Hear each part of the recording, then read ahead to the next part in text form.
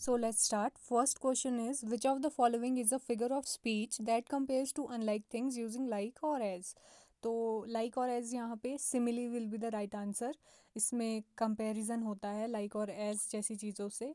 Metaphor, personification, hyperbole, बाकी तीन options भी देख लेते हैं. मेटाफर होता है जब हम किसी दो डिफरेंट चीज़ों को कंपेयर करें, जैसे love is a blind game, तो लव को हम एक ब्लाइंड गेम से कंपेयर कर रहे हैं. पर्सोनिफिकेशन जब हम किसी नॉन लिविंग थिंग को ह्यूमन एट्रीब्यूट दे, और हाइपरबोल एग्जैगरेशन होता है वर्ड्स का बढ़ा चढ़ा कर बोलना. So second question is, which is the term for a character who contrast with another character to highlight particular qualities? So the right answer will be antagonist.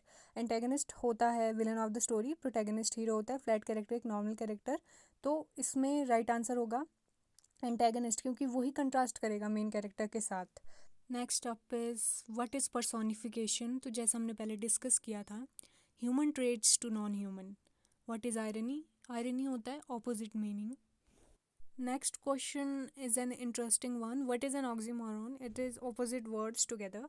ये काफ़ी इंटरेस्टिंग है. इसके एग्जांपल्स है जैसे awfully good, alone together, living dead, और it can be he is a wise fool. इस तरह के कुछ वर्ड्स उसे कहते हैं oxymoron. Then we have what is a simile, as we discussed earlier. It is like as comparison. Hyperbole भी हमने डिस्कस किया था. Exaggeration होता है, overstatement होता है. कुछ important literary terms थे. अब हम poems से start करेंगे. कुछ questions जो आ सकते हैं. I wandered lonely as a cloud is a famous poem by William Wordsworth. Ozymandias, P.B. Shelley पढ़ा होगा आपने. The road not taken, Robert Frost.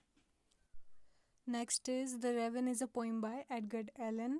Do Not Go Gentle Into That Good Night, Dylan Thomas ने लिखी है famous poem. Next up is Whole was written by Allen Ginsberg. Phrase Because I Could Not Stop for Death is a poem by Emily Dickinson. और Ode to a Nightingale is written by John Keats. It is a famous example, can be an example of hyperlage, और एक ode भी है बहुत ज़्यादा famous. Next we will be discussing about middle English period, जो MCQs उससे आ सकते हैं. Which work marks the beginning of the middle English period? तो वो वर्क है sir Gawain and the green knight. Who is considered the father of English poetry?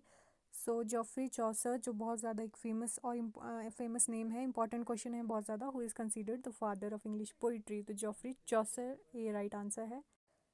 Geoffrey Chaucer एक बहुत ही इम्पॉर्टेंट, अगर टॉपिक आपको ढूंढना है MCQs में तो आपको मिल जाएगा. इनसे रिलेटेड बहुत सारे क्वेश्चंस. इन्होंने कैंटरबरी टेल्स एक फेमस अपना वर्क लिखा था, जो आगे चल के बहुत ज़्यादा फेमस हुआ. ये भी क्वेश्चन आ सकता है कि कैंटरबरी टेल्स किसने लिखा, तो जॉफ्री चॉसर इसका answer. Let's see the next question. तो ये वही क्वेश्चन है जो हमने पहले डिस्कस किया था. So next, which is the primary language use in Middle English? तो मिडल इंग्लिश पीरियड में मिडल इंग्लिश ही यूज़ होगी. ओल्ड इंग्लिश में ओल्ड इंग्लिश, तो इसका आंसर मिडल इंग्लिश है. Next is, which of the following was a major influence on Middle English? So Norman Conquest was the major influence on Middle English literature. Piers Plowman एक बहुत famous work है जो लिखा है William Langland ने. It is a important question, तो इसको याद रखना. What is the genre of Canterbury Tales? So it was a satirical poetry. Now move on to the next question. ये जो फेमस वर्क है इसका आंसर है सर थॉमस मेलोरे. नेक्स्ट है मेन थीम ऑफ पियर्स फ्लोमैन. लिखी किसने थी? ये लिखी थी विलियम लैंगलैंड ने.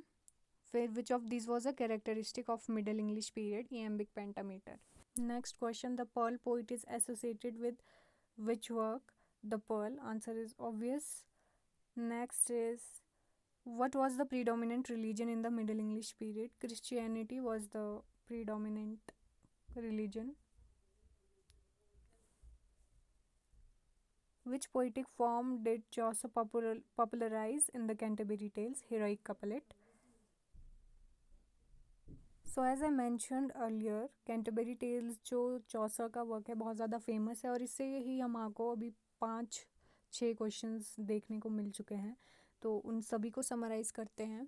Joffrey Chaucer, father of English poetry, Canterbury Tales लिखी है, हीरोइक कपलेट में लिखी है उन्होंने. Again a question from Canterbury Tales, which of these was not a character? The right answer is knight Arthur. क्योंकि knight, the wife of Bath और friar तीनों ही कैंटरबरी टेल्स के इम्पॉर्टेंट कैरेक्टर्स हैं। So the right answer is King Arthur. तो ये video काफ़ी बड़ी हो गई है, बाकी क्वेश्चंस हम नेक्स्ट वीडियो में डिस्कस करेंगे।